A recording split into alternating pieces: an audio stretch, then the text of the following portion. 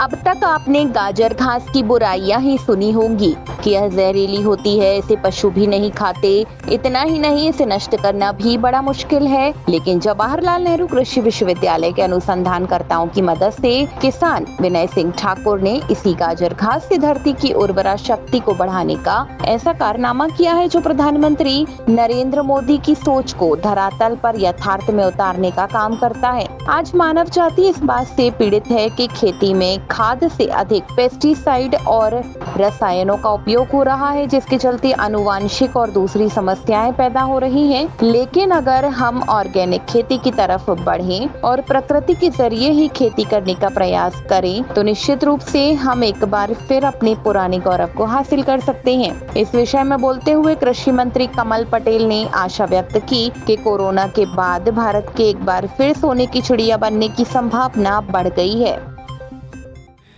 कि जबलपुर जिले के पहल पर हमारे विनय सिंह ठाकुर जी किसान, जिन्होंने 52 एकड़ में प्राकृतिक खेती करके और गाजर घास से भी यूरिया बनाकर सदुपयोग करके और जो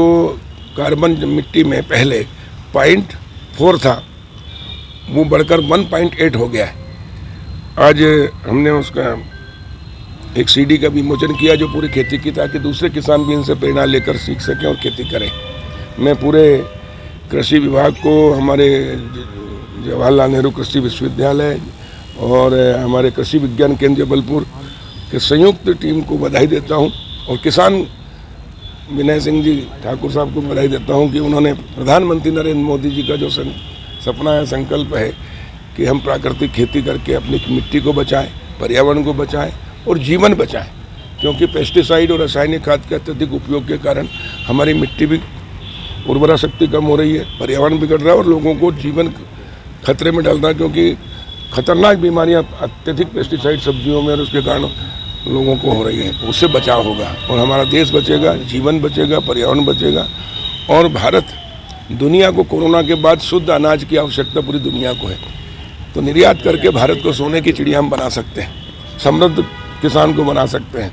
और हमारी मिट्टी भी बचा सकते हैं। उसकी पहल बहुत अच्छी की है मैंने जी, और हमारे कृषि विभाग ने आपको पूरा मार्गदर्शन दिया, इसलिए आपको बहुत बहुत बधाई कृषि विभाग।